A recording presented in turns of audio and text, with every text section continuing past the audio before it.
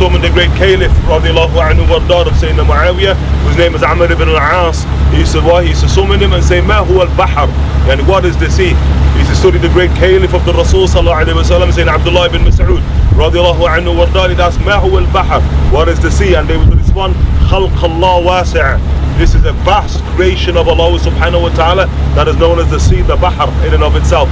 Madhkur min qibl al-haq, it's something that Allah subhanahu wa ta'ala mentions in multiple verses inside of the book of Allah subhanahu wa ta'ala, to the point that the ulama radiallahu anhum wardahum of the daqa'iq of the Quran, that we know the ratio of land and sea by virtue of how many times land and sea is mentioned inside of the Quran, and the exact ratio of the mentioning of the bar and the bahr inside of the Quran is the exact ratio upon the face of the earth between land and sea in and of itself. The bahr, something that man in and of himself, when he touches, he only brings corruption to, as in the chapter of the Europeans that relates to Constantinople inside of the Quran. ظهر الفساد في البر والبحر بما كسبت أيدي الناس. Allah Ta'ala said that corruption has appeared upon the bar, which is the land, والبحر, and the sea, بما كسبت أيدي الناس, by virtue of what man's hands have earned. Allah subhanahu wa ta'ala said, لِيُذِيقَهُمْ بَعْضَ الَّذِي عَمِلُوا, in order that they taste some of that which their hands have earned, لَعَلَّهُمْ يَرْجِعُونَ, in order that they return back to Allah subhanahu wa ta'ala, the vast creation of Allah subhanahu wa ta'ala.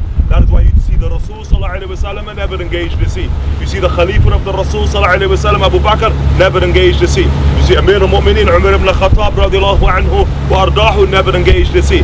The first one they said to engage the sea was Sayyidina Uthman ibn Affan radiallahu ta'ala anhu wa ardah. Ali ibn Abi Talib doesn't engage the sea. And then you see that the first navy of the Muslims radiallahu anhu comes in the dawla of Sayyidina Muawiyah ibn Abi Sufyan radiallahu anhu warda, and it's in that era radiallahu anhu warda the great Abu Ayyub al-Ansari radiallahu ta'ala anhu goes unto Allah Jalla Jalaluhu wa ta'ala.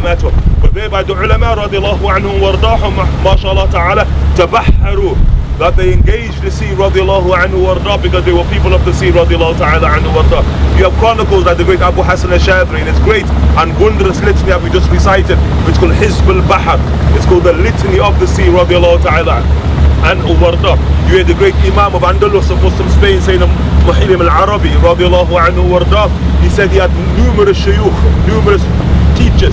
He said, I even have teachers who come from the ocean radiallahu ta'ala anhu warda, from the sea in and of itself. They asked Sayyidina Muhyiddin al-Arabi, what do you mean you have teachers from the ocean? And he mentioned the chronicle radiallahu anhu warda, one time when he was riding the ocean, like many of the great Imams radiallahu anhu warda, and Allah ta'ala sakhara lahu, Allah ta'ala subjugated for him one of the creatures of the ocean to come and teach him radiallahu anhu warda. Like you hear from the great time of Malik ibn Anas radiallahu anhu, who has a great student whose name is Abdullah ibn Wahab. And he said one of the great Imams from Andalus also, his name is Layth ibn Layth, يعني al-Laythi radiallahu ta'ala anhu warda. Yahya ibn Sa'id al-Laythi radiallahu ta'ala anhu from Andalus, who comes on to great Medina to Munawwara to sit under the great Imam Malik radiallahu anhu warda. And he said when he sits under the great Imam Malik, there's a student of Imam Malik called Abdullah ibn Wahab radiallahu anhu min Masr, from Egypt. And he says people used to speak on Abdullah ibn Wahab, Abdullah ibn Wahab, Abdullah ibn Wahab, who memorized hundreds and thousands of the hadith of the Rasul sallallahu alayhi wa sallam, until he said, I memorized that many hadith, I got confused about what was religion because of the vastness of the hadith of the Prophet sallallahu alayhi wa sallam.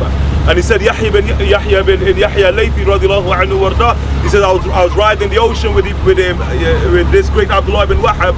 I didn't believe his degree.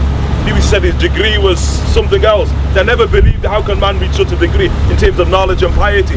Until we were riding the ocean, he says radiallahu anhu warda, and he says Abdullah ibn Wahab was sewing a garment.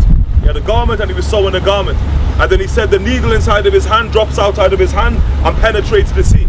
And then he said, I see a fish come out of the ocean with the needle inside of its mouth. And he said Abdullah ibn Wahab didn't even flinch. He just takes the needle out of the mouth of the fish and he just carries on sewing radiallahu anhu. Musakhar. That's why Muhyiddin al-Arabi said I had a teacher from the sea. He said, tell us how you had a teacher from the sea.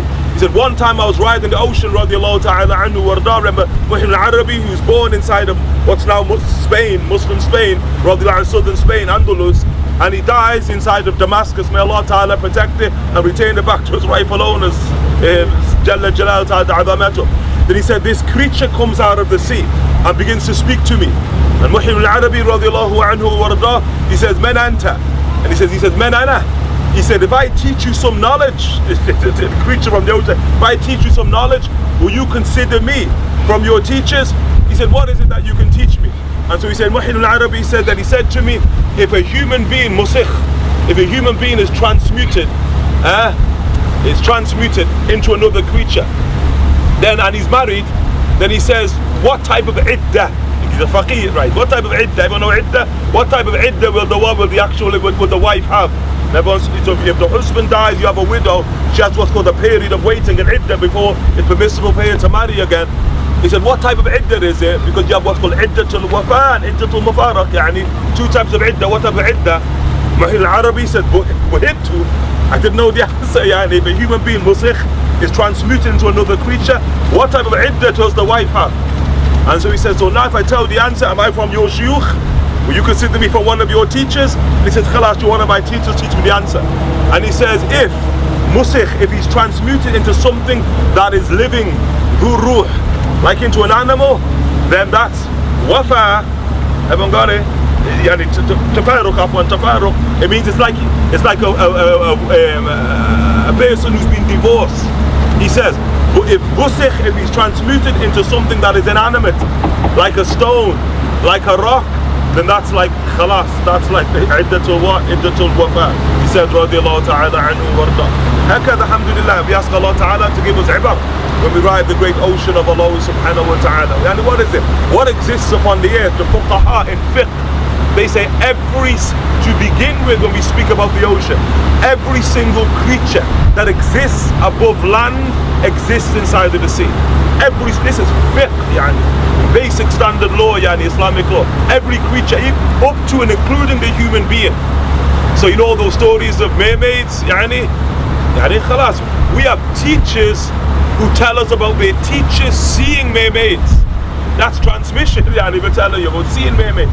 Every single, and we see some of them now, isn't it? We know a horse, isn't it? You rode horses. We see horses inside of the sea, isn't it? Rough, horses inside of the sea. Human beings likewise. And they say that's just to begin with, about the creature that exists inside of the sea. Khalq Allah wasi'ah. We don't have a clue about what exists inside the ocean of Allah subhanahu wa ta'ala. Never mind the vast ocean, radiallahu anhu. In Islamic cosmology, the entire universe is surrounded by an ocean. It's primordial water. Above it is the throne of God, as in the tradition Sahih Bukhari of the Prophet sallallahu alayhi wa alihi wa sahbihi wa sallam. And from that ocean, the Prophet sallallahu alayhi wa sallam, in the Sahih, the Prophet sallallahu alayhi wa sallam saw angels being born out of that ocean. Khuliq, being created from the ocean of Allah subhanahu wa ta'ala, that is beneath the actual throne of Allah Jalla Jalaluhu wa ta'ala ta'ala.